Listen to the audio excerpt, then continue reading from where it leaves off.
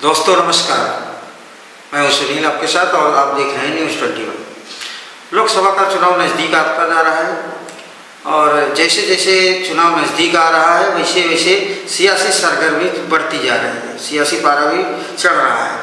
हर party अपना जोर लगा रही है कि किसी तरह वह ज़्यादा से ज़्यादा सीटें जीत सके। इसी बीच उत्तर प्रदेश की बहुचर्चित लोकसभा सीट अमेठी में भी सियासी पारा चढ़ रहा है, जहाँ पे स्मृति ईरानी जीत के दावे कर रही हैं, लेकिन कांग्रेस की तरफ से अभी भी कोई प्रत्याशी डिक्लेयर नहीं हुआ है। कांग्रेस कार्यकर्ताओं में जोश भरने के लिए सूत्रों से ये खबर आ रही है कि राहुल गांधी वहाँ से चुनाव लड़ सकते हैं। ये इसी मुद्दे पर बात करने के लिए अमेठी से जुड़े हैं हमारे सहयोगी जितेंद्र शर्मा जी। आइए उनसे ही बात करते हैं। नमस्कार सुनील जी। अमेठी में भी सियासी माहौल ऐसा ही बना हुआ है जैसा पूरे देश में। यहाँ पे हर पार्टी अपनी जीत के दावे कर रही है। स्मृति ईरानी जी ने तय कर दिया है कि हो न हो अपनी बार कोई भी आ जाए, अमेठी से जीत उन्हीं की होनी है। और इस बीच कांग्रेस और भाजपा के कार्यकर्ताओं में कहीं न कहीं तीखी नोक झोंक भी देखने को मिल रही है, जहाँ एक ओर भाजपा के कार्यकर्ता कहते हैं कि स्मृति ईरानी जी जब से सत्ता में आई हैं उन्होंने अमेठी का कायाकल्प ही कर दिया है। वहीं कांग्रेसी कार्यकर्ताओं का कहना है कि स्मृति ईरानी जी ने कुछ नहीं किया, बल्कि उन्होंने नाम बदल के पहले से चल रही योजनाओं का क्रियान्वयन किया है। हालांकि जमीनी स्तर पर योजनाओं का क्रियान्वयन बहुत ही बेहतरीन ढंग से हुआ है। सरकार की योजनाओं का लाभ जनता को मिल भी रहा है, लेकिन अभी यह नहीं कहा जा सकता कि पलड़ा किसका भारी है, क्योंकि अभी तक कांग्रेस ने यहाँ पे अपने उम्मीदवार की घोषणा नहीं की है। जबकि स्मृति ईरानी जी आपने देखा ही होगा वायनाड जाके जहाँ पे राहुल गांधी जी चुनाव लड़ रहे हैं वहाँ पे बहुत कुछ बोल के आई है। उसका प्रभाव कहीं न कहीं यहाँ अमेठी में भी दिख रहा है और कांग्रेसी कार्यकर्ता अभी तक अपने उम्मीदवार की घोषणा ना होने से कहीं न कहीं निराश है। जी जितेंद्र जी, जैसा कि आप बता रहे हैं कि कांग्रेस कार्यकर्ता मायूस हैं, कार्यकर्ताओं में मायूसी है, तो क्या कांग्रेस मायूस कार्यकर्ताओं के साथ कुछ अलग कर सकती है या कुछ उसमें सुधार हो सकता है? क्या उसमें कोई करिश्मा हो सकता है? जी हाँ, मायूस तो है कांग्रेस के कार्यकर्ता कहीं न कहीं, और उस मायूसी के पीछे कारण भी कांग्रेस ही है। आप जानते ही हैं 2019 में जब राहुल गांधी अमेठी से चुनाव हारे थे, उसके बाद से उन्होंने मात्र 2 बार अमेठी का दौरा किया है। एक बार वो भारत जोड़ो न्याय यात्रा लेके अमेठी पहुंचे थे और उससे पहले एक छोटा सा कार्यक्रम उनका हुआ था। हालांकि उस दौरान वो कार्यक्रम स्थल से ही वापस चले गए थे, कार्यकर्ताओं से उनकी भेंट नहीं हो पाई। तो मायूसी तो है ही, लेकिन ये अमेठी कहा जाता है कांग्रेस का गढ़ रहा है और अमेठी में जो पुराने लोग हैं वो कहते हैं कि जो कुछ भी अभी तक अमेठी को मिला है वो कांग्रेस के शासन में मिला है। तो ये कहीं न कहीं कांग्रेस के पक्ष में साबित हो सकता है और इसी से कांग्रेस के कार्यकर्ताओं की आशा भी बंधी हुई है कि अमेठी की जनता अब भी कांग्रेस से जुड़ी हुई है। अच्छा जितेंद्र जी, ये बताइए कि अभी बीच में 2-3 दिन पहले खबरें चल रही थी, सारी नेशनल मीडिया ने कवर किया कि रॉबर्ट वाड्रा अमेठी से चुनाव लड़ना चाहते थे। उन्होंने एक न्यूज एजेंसी को इंटरव्यू दिया था कि अगर कांग्रेस पार्टी हमको टिकट देती है तो हम गांधी परिवार की सीट जो अमेठी है वहाँ से लड़ सकते हैं। तो क्या जमीनी स्तर पर कुछ उसका असर दिख रहा है, प्रभाव दिख रहा है, या कांग्रेस के कार्यकर्ताओं में कोई उसका असर दिख रहा है? देखिए सुनील जी, राजनीति में जो कहा जाए वो किया जाए ये तय नहीं होता। वाड्रा जी ने जो कहा उसके कई सियासी मायने निकल के आ रहे हैं सामने। जैसा कि हमें जो जानकारी मिल रही है कि राहुल गांधी 20 तारीख के बाद अमेठी से चुनाव लड़ने का कभी भी ऐलान कर सकते हैं। हमारी जो यहाँ पे कांग्रेस की टीम है जिले स्तर पर, उनसे जब बात हुई तो उनका कहना था कि वायनाड के चुनाव के बाद राहुल गांधी यहाँ से दावेदारी करेंगे और चुनाव उनको यहाँ से ही लड़ना है। बात नहीं वाड्रा के बयान की, तो वाड्रा का बयान शायद इसलिए दिया गया कि जो अमेठी के कार्यकर्ता मायूस थे कि गांधी परिवार यहाँ से चुनाव नहीं लड़ रहा है, उनमें जान फूंकने के लिए वाड्रा ने ऐसा कहा होगा। और हमें नहीं लगता कि वाड्रा अभी अमेठी से चुनाव लड़ेंगे और अमेठी में कहीं भी वाड्रा के लिए अमेठी की जनता के मन में कोई जगह है ऐसा बिल्कुल नहीं कहा जा सकता। जो सहानुभूति है और जो जनता की लालसा है वो कांग्रेस परिवार से जुड़ी हुई है। राहुल या प्रियंका गांधी आए तो शायद वो कुछ कांटे की टक्कर देखने को मिले अमेठी में। उसके अलावा स्मृति ईरानी को हराना अमेठी में मुश्किल इसलिए कहा जा रहा है क्योंकि उन्होंने 1 लाख प्रधानमंत्री आवास धरातल पर उतार दिए। 7 लाख से अधिक लोगों को जो है यहाँ पे उज्ज्वला गैस कनेक्शन मिला है और इतने ही लगभग संख्या है जिन्हें आयुष्मान कार्ड दिया गया है।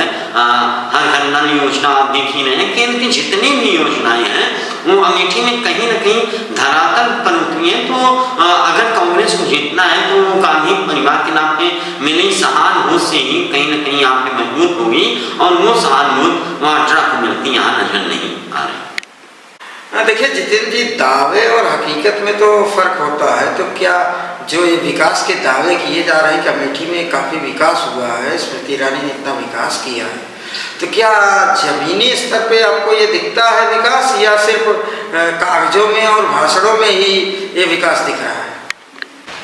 जी सुनील जी, ठीक कह रहे हैं आप। राजनीति में अक्सर जो दावे किए जाते हैं उनके इतर परिणाम होता है और हम ही जब से चुनाव आचार संहिता लागू हुई है जनता के बीच जा रहे हैं तो हमें धरातल पे अमेठी में खासकर जो ग्रामीण इलाके हैं उनमें कहीं न कहीं जो दावे किए जा रहे हैं उसके विपरीत तस्वीरें सामने आ रही हैं। जनता का आक्रोश भी देखने को मिल रहा है। अमेठी लोकसभा की बात करें तो कहीं जनता जो है रोड नहीं कोट नहीं के बैनर लगा रही है, कहीं आवास के लिए लोग परेशान होते दिखाई दे रहे हैं। कितने लोगों से हमने बात की है तो उसमें कहा गया है कि ग्रामीण सड़कों की स्थिति ठीक नहीं है। तो दावे आप जो कह रहे हैं ठीक है कि दावे अलग बात है और हकीकत अलग बात है। हालांकि इसके बावजूद भी जनता का रुख अभी साफ नहीं हो पाया है, स्पष्ट नहीं है कि आने वाले चुनाव में अमेठी की जनता किस ओर जा रही है। लेकिन कहीं न कहीं कांग्रेस के लिए भी यहाँ पे जगह बनी है और उस जगह को भुनाने में कितना समय देते हैं कांग्रेस वाले, कितना भुना पाते हैं ये तो समय ही बताएगा। लेकिन अगर राहुल गांधी यहाँ से चुनाव लड़ते हैं टक्कर तो कांटे की होने वाली है। जितेंद्र जी, एक बात बताइए आप कि अमेठी की जनता, क्या अमेठी में माहौल ऐसा है कि राष्ट्रीय मुद्दे पे लोग वोट करना चाहते हैं या वहाँ के अपने लोकल मुद्दे हैं और स्थानीय मुद्दे पे लोग वोट करना चाहते हैं? देखिए सुनील जी, लोकल हो या राष्ट्रीय मुद्दा हो, अमेठी के नागरिक बहुत ही जागरूक हैं। वो सारी समझ रखते हैं कि देश में क्या चल रहा है और क्षेत्र में क्या चल रहा है।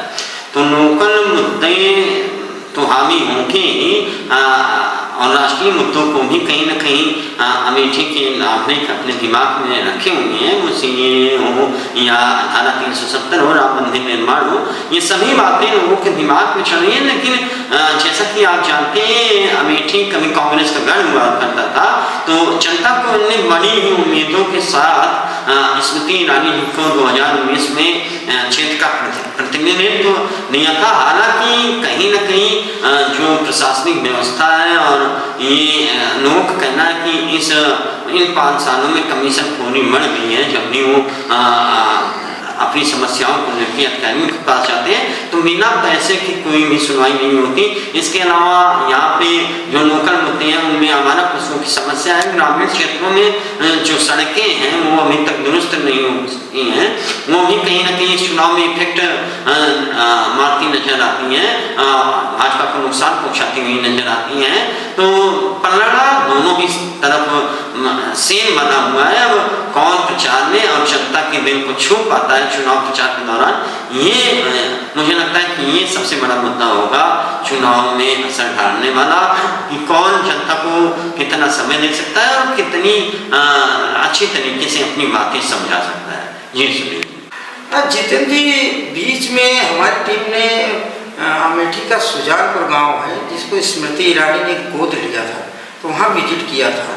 वहाँ की रिपोर्ट हमने जब देखी थी तो उसमें तो लोगों ने ऐसा बताया कि वहाँ कोई विकास नहीं, रोड सारे गड्ढे में पड़े हुए, सारा रोडों में मतलब पूरा गड्ढा युक्त रोड है, किसी को मकान नहीं मिला, पानी की सुविधा नहीं है, अभी भी लोग वहाँ छप्पर में रहने को मजबूर हैं। तो क्या विकास इसी तरह हुआ है या कुछ और सच्चाई है? जी हाँ, जो टीम गई थी सुजानपुर क्योंकि वो सांसद ने खोल लिया था उस गाँव को, तो विकास की हकीकत देखने के लिए सबसे पहले हमारी टीम ने सुजानपुर का दौरा किया था और हमने वहाँ पाया था कि जो सुजानपुर में एक यसी टोला था, वहाँ पे जो है जो आवास हमें दिखी वो बड़ी ही दयनीय स्थिति में वहाँ के नागरिक हमें लगे और जो सड़कें भी बनी थी उसमें काठ के बराबर कीचड़ भरा हुआ था और जो वहाँ पे एक अमृत सरोवर था, वहाँ पे हमने जब पड़ताल की तो अमृत सरोवर का शौचालय ज़्यादा लग रहा था, लेकिन ऐसा नहीं है कि हर क्षेत्र में यही हो। हालांकि ये बड़ा मुद्दा है कि सांसद ने जिस गाँव को गोद लिया जब वहाँ पे ही विकास की ऐसी तस्वीरें आएंगी तो बाकी क्षेत्र में कैसा विकास हुआ होगा। लेकिन कहीं न कहीं कुछ क्षेत्रों में विकास भी हुआ है, जहाँ के प्रधान ईमानदार थे, जहाँ के क्षेत्रीय राजनेता ईमानदार थे, वहाँ काम हुआ है। बाकी तो जानते हैं भ्रष्टाचार का आलम, भ्रष्टाचार आजकल जो है दैनिक दिनचर्या बन गया है। एक साधारण नागरिक से लेके बड़े से बड़े पद पर बैठा हुआ व्यक्ति भी जब तक बाहर की आमदनी नहीं हो जाती उसका पेट नहीं भरने वाला है। हालांकि हाँ, ये बात तो है कि वो विकास कहीं न कहीं स्मृति ईरानी जी के लिए बहुत ही प्रश्न चिन्ह खड़े करने वाला है। हम उसका असर चुनाव में क्या दिखता है ये बात अलग की बात है। फिलहाल तो जितेंद्र जी, एक सवाल और है कि आपका एनालिसिस जमीनी स्तर पर क्या कहता है? क्या राहुल गांधी के आने से कुछ सूरत बदल सकती है या फिर स्मृति ईरानी को क्लीन स्वीप मिलने वाला है? जीत किसको मिलेगी, हारेगा कौन, यह तो कहना मुश्किल है सुनील जी, लेकिन हम बता दें कि दोनों ही जो है बड़े नेता हैं और दोनों में काफ़ी टक्कर देखने को मिलेगी। रही बात तो ये कांग्रेस का घर नहीं है तो उसका असर कहीं ना कहीं दिख रहा है। साथ ही साथ स्मृति ईरानी ने भी 5 साल काम किया है तो उसका भी कहीं ना कहीं प्रभाव दिखेगा। लेकिन राहुल गांधी के आने के बाद ये जो अभी एक तरफ से क्लीन स्वीप करती नजर आ रही है स्मृति ईरानी, उनके सामने दिक्कत खड़ी होनी तय मानी जा रही है। आप जानते हैं कांग्रेस को सपा का साथ मिलेगा, वहीं जो है स्मृति ईरानी जी को अपना दल यश भी अमेठी में काफ़ी मजबूत स्थिति में है, उसका भी साथ मिलने वाला है। तो लड़ाई तो कांटेदार रहने वाली है। हालांकि यह भी देखा जा रहा है कि स्मृति ईरानी का कहीं न कहीं मामला ठीक तो है, लेकिन राहुल गांधी के आने के बाद ठीक रहेगा या कह पाना अभी मुश्किल लग रहा है। बहुत बहुत धन्यवाद जितेंद्र जी। आप ऐसे ही जमीनी स्तर पर नज़र बनाए रखिए। अमेठी लोकसभा की खबरों के लिए हम फिर आपसे जुड़ेंगे। तब तक के लिए नमस्कार। अगर आपने हमारे चैनल पर नए हैं तो चैनल को लाइक, शेयर और सब्सक्राइब करना ना भूलें।